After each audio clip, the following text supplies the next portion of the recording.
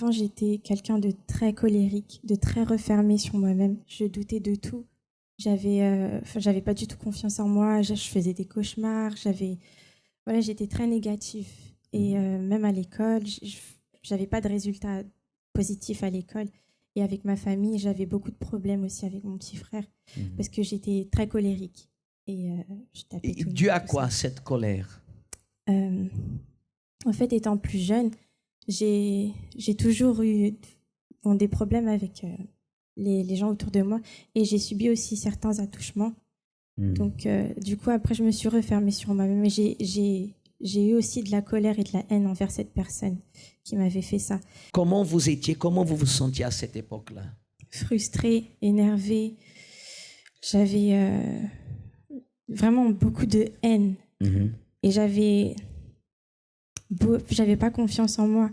Je me disais que personne ne m'aimait, que j'étais née pour souffrir, que toute ma vie j'allais souffrir en fait. Et ça a continué jusqu'à mon adolescence, jusqu'à il n'y a pas très longtemps. Et puis en faisant les jeûnes de Daniel, c'est là que j'ai commencé à changer. J'ai voulu investir sur ma vie spirituelle. Je voulais changer, je voulais être délivrée de tout ça. Vous-même, vous avez pris cette décision de changer, de couper avec le passé, de ne plus continuer à charger le passé avec vous. Voilà, parce que j'ai vu aussi autour de moi que je détruisais beaucoup de choses. Quand j'étais en colère, la haine que j'avais détruisait aussi ma famille. Parce que la relation avec mon petit frère, ma famille, était complètement détruite. Et je donnais une apparence à l'église, parce que je venais à l'église, mais je ne pouvais pas continuer à jouer la comédie comme ça. Je voulais être sincère avec moi-même et arrêter d'être en colère, être énervée et chercher ma délivrance véritablement pour avoir le Saint-Esprit. Donc je me suis investie sur ça en faisant le jeûne de Daniel. J'ai fait les sacrifices physiques, matériels. J'ai fait tout, je me suis donnée entièrement. Et j'ai vu les résultats. J'ai le Saint-Esprit aujourd'hui grâce à Dieu. Et j'ai une paix à l'intérieur de moi, la paix que je n'avais pas avant. Je l'ai aujourd'hui. Et la colère? La colère, j'ai plus. Et avec votre frère? Ça va très, très bien. La famille? Aussi. Comment vous vous sentez aujourd'hui? J'ai une joie, j'ai une paix. Et ce que je veux, c'est que d'autres personnes puissent connaître cela. Je suis tellement bien avec moi que j'ai envie de partager, j'ai envie de donner l'opportunité à d'autres personnes de connaître ce que j'ai connu. Ça vaut la peine, ça ne vaut pas la peine de sacrifier, de se donner, s'investir? Il faut, franchement, il n'y a que ça. Si on veut vraiment connaître la vraie paix, le vrai résultat positif, il faut se donner à fond. Il faut s'investir au maximum. Qui a fait ça dans votre vie? C'est Dieu. Amen. Que Dieu vous bénisse. Alors, Olivia, félicitations. Ravi de vous retrouver dans une nouvelle émission. Croyez-vous dans la malédiction? Croyez-vous, comprenez-vous le mot malédiction? Nous ne parlons pas d'une science-fiction hollywoodienne ou cinématographique, mais d'une répétition de problèmes, de faits négatifs dans la vie d'une personne et parfois même de génération en génération. Bien, nous pouvons voir dans la répétition des faits que des personnes sont victimes de malédiction. Elles ont souffert un problème, elles ont souffert d'une situation et elles répètent cette même situation. Elles répètent ces mêmes problèmes dans leur vie et ainsi de suite. Elles ont souffert d'une situation et en font souffrir d'autres. C'est le cas de Marjorie dont nous allons accompagner ici le témoignage, qui souffrait de cette malédiction dans sa vie familiale, dans sa vie en tant que personne, l'amenant au fond du puits de la drogue, du vice, des pensées suicidaires. Nous allons savoir quel a été le début de sa vie et le dénouement. Soyez attentifs. J'avais une vie chaotique en fait. J'étais malade, atteinte d'une dépression qui a découlé en fait du manque affectif que j'ai eu dans ma relation avec ma mère. Donc, en quittant son domicile, je suis tombée malade. J'étais envahie de sentiments négatifs, de colère, de haine, de rancune. J'ai même fait une thérapie. Mais malgré tout ça, j'ai quand même fait une tentative de suicide. Moi, je dis tentative parce que ça a échoué. Et donc, suite à cela, je suis tombée aussi enceinte, donc tout en étant malade. Et ça a été dur avec ma fille parce qu'en fait, je me suis retrouvée dans l'incapacité à lui donner l'amour que je voulais lui donner, en fait, parce que moi-même, j'étais vide. Je n'avais pas reçu cet amour, mais je savais que c'était important. Donc, j'essayais de compenser ça par la communication, en lui faisant comprendre que c'était important, que l'amour c'était important, en l'entourant des personnes qui l'aimaient vraiment, puisque j'étais plus avec le père, mais il la voyait quand même, un week-end sur 2, la moitié des vacances. Et ça a été un combat. Et notre relation, donc après, à la suite de cela, j'ai rencontré mon compagnon. Et puis, 8 ans après, on s'est séparés.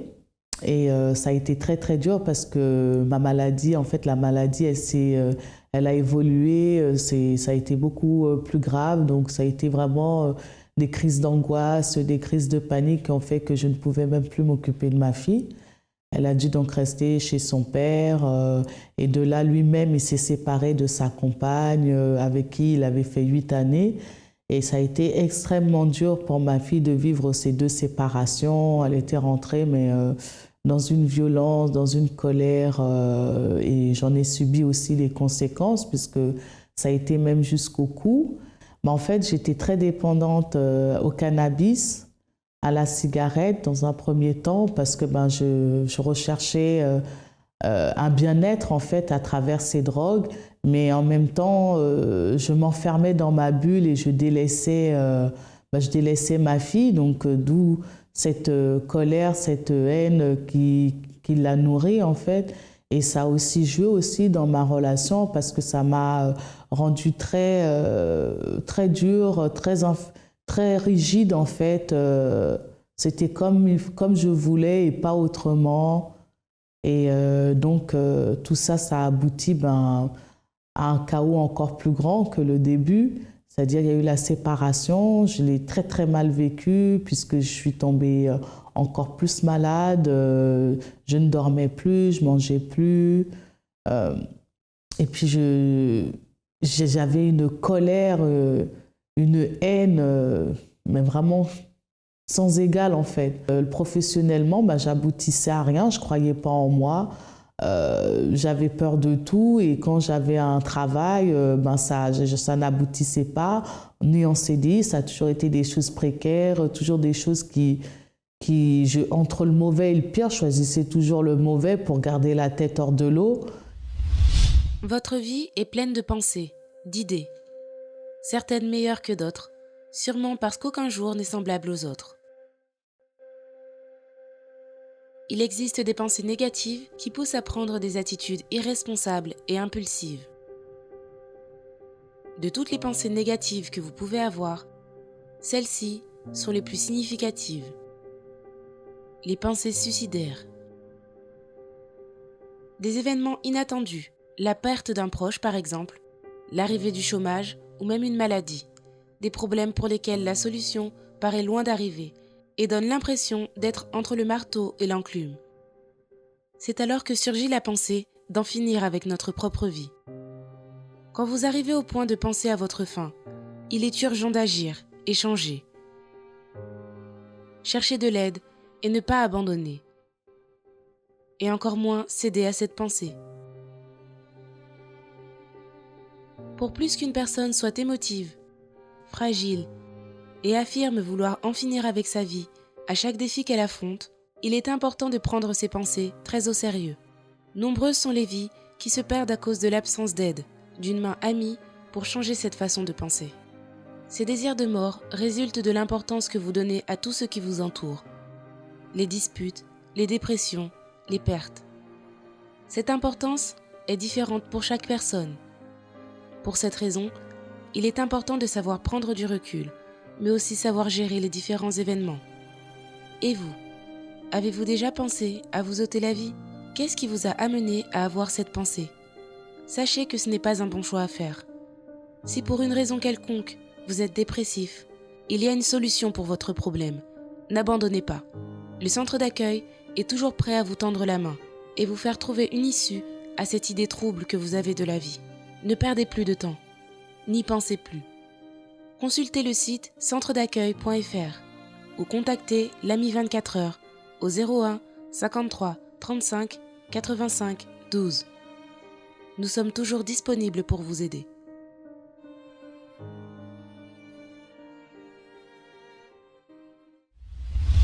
Voyez que les malédictions amènent la personne dans une spirale, dans un cercle vicieux, dont elle n'arrive pas à se sortir seule.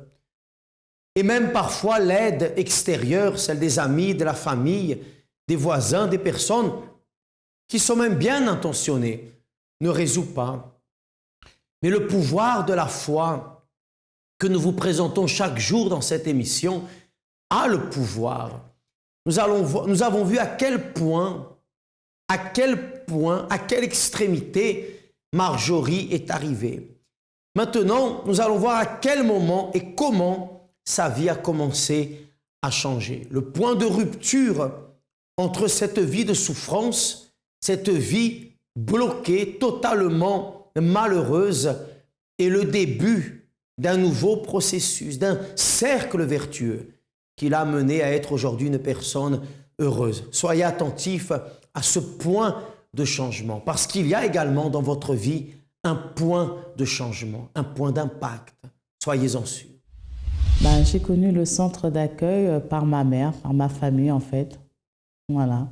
Parce qu'ils m'ont vu dans un état catastrophique et ils m'ont exhorté à venir. Dans un premier temps, j'ai résisté, puis après, je suis venue. Dans un premier temps, moi, j'ai fait le propos de Daniel. Et c'est là que j'ai arrêté de fumer, de boire, voilà. Et puis, je suis restée dans les chaînes de prière. J'étais à l'église tous les jours, pour toutes les chaînes de prière. Et j'ai fait toutes les campagnes, les propos. J'ai participé à la campagne d'Israël parce que je voulais un changement dans ma vie et que j'avais pris aussi la décision de suivre Dieu, mais en accompagnant cela par des attitudes.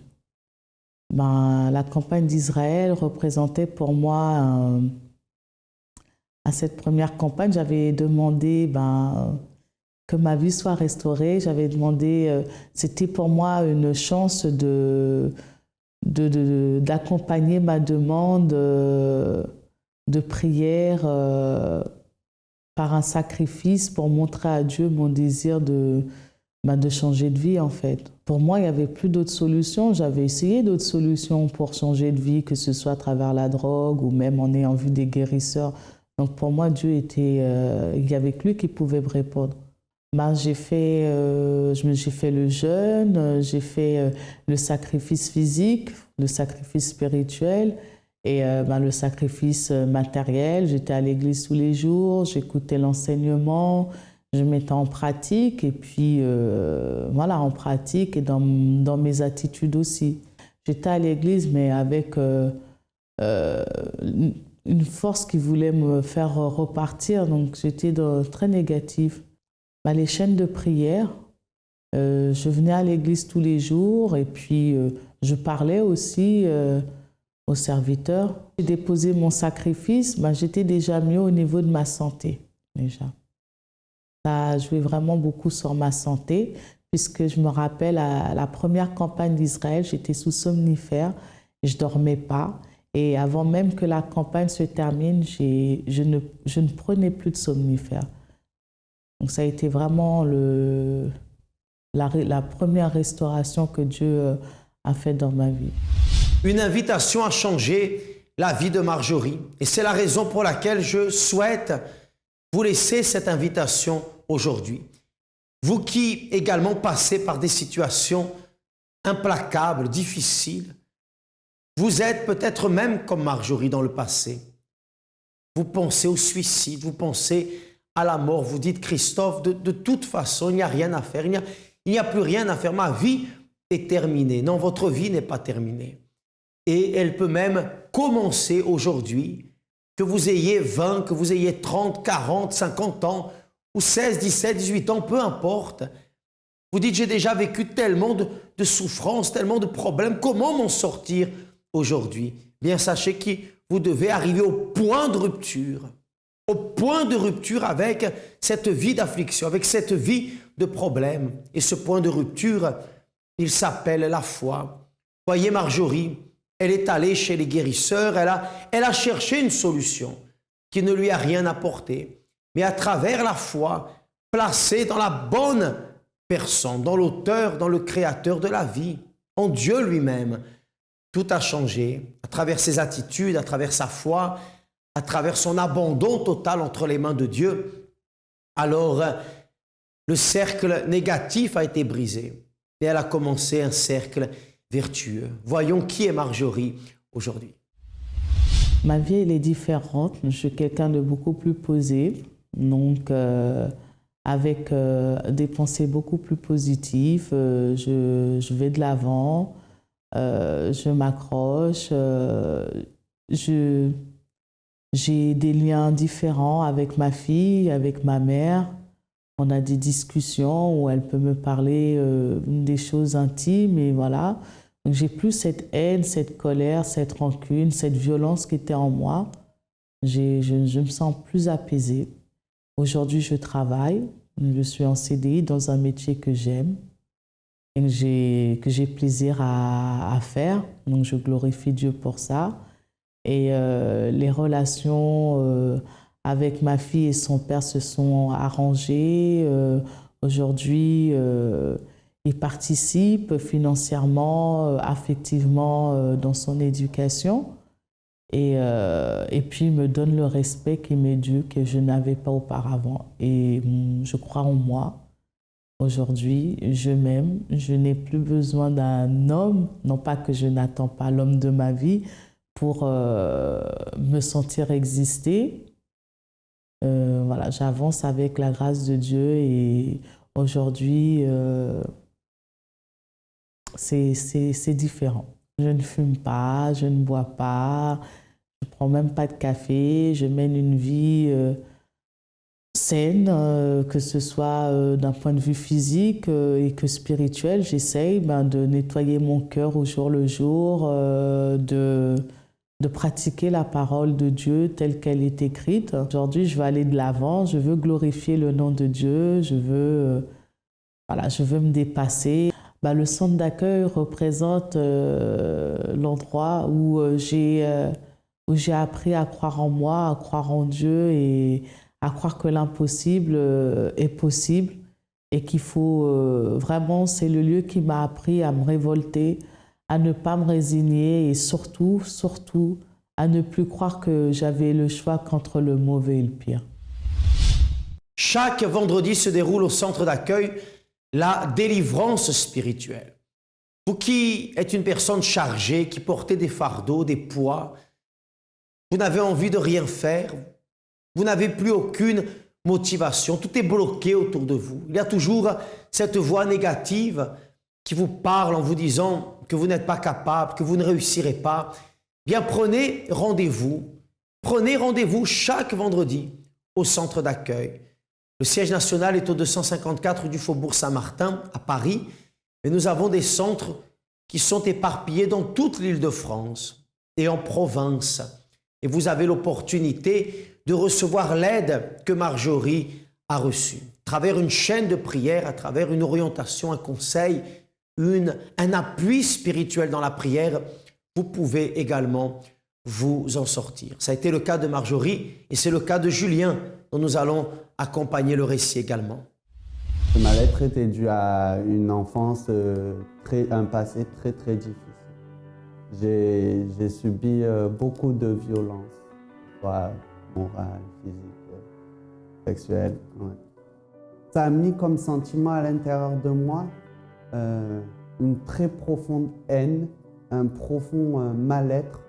Comme je vous ai dit, je me détestais. Quand j'étais petit, j'avais des problèmes, j'avais du mal à m'endormir.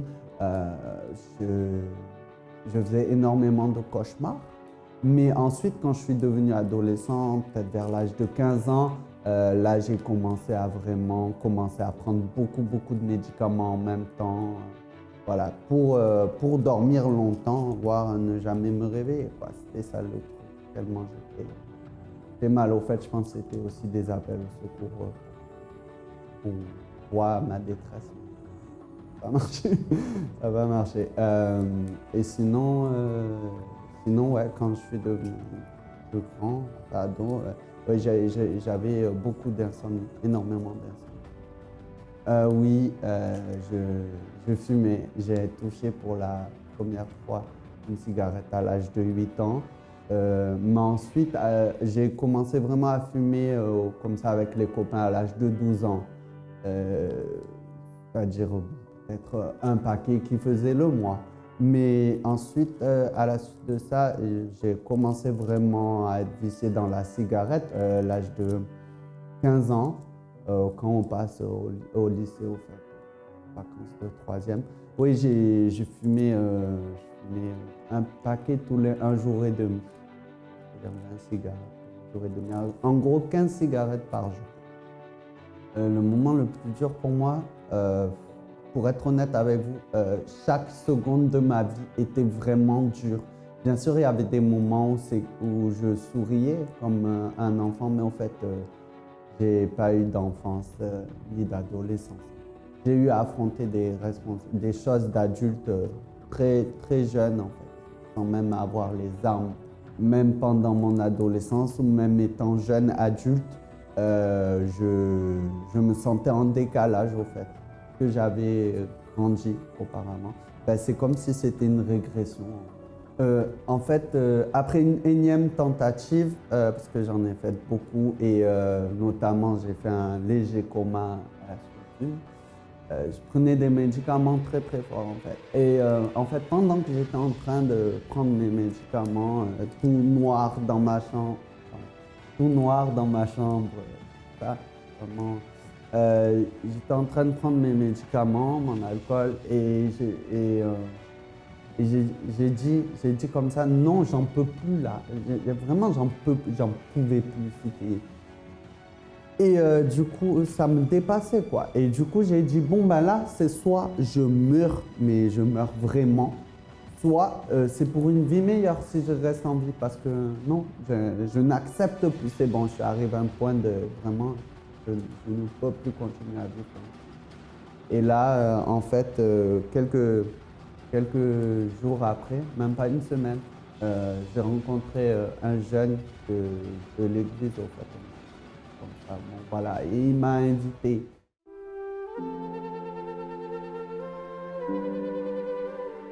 Alors, quand je suis venu, qu'est-ce que j'ai fait? J'ai commencé par écouter la parole qui sortait de l'autel et vouloir commencer à la mettre en application dans ma vie. Quand je suis arrivé à l'église, peu de temps après, il y avait une campagne de Néhémie, un propos de la reconstruction. Et j'ai trouvé ça vraiment fort, la façon dont il s'est comporté. Et j'ai dit, je veux être un Néhémie de ma vie. Je veux être Néhémie de ma vie. Et donc, j'ai commencé à vraiment y croire que moi aussi, ça pouvait m'arriver. Aussi quand j'entendais les témoignages, que ce soit à la radio ou que j'ai lu dans le Semeur.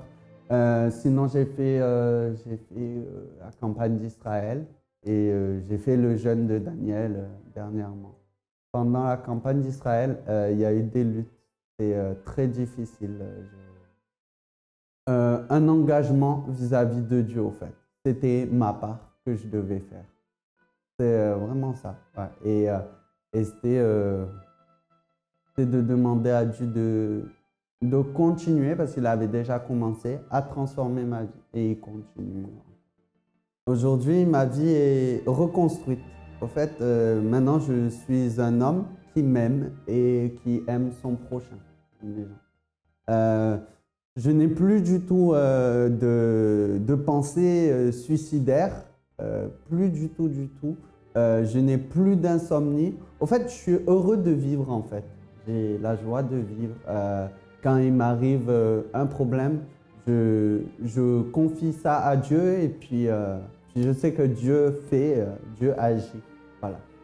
Ah, concernant les vices à cigarette, j'ai complètement tout arrêté, quoi, en fait. Comment j'envisage la vie? Je peux dire, je veux être un homme de Dieu, marié avec une femme de Dieu et avoir des enfants de Dieu. Et voilà, prospérer, parce qu'on m'apprend ça aussi au centre d'accueil, comment mettre les choses en place, comment croire en soi, la persévérance, des choses comme ça. Les ingrédients de la réussite, au fait, j'ai envie.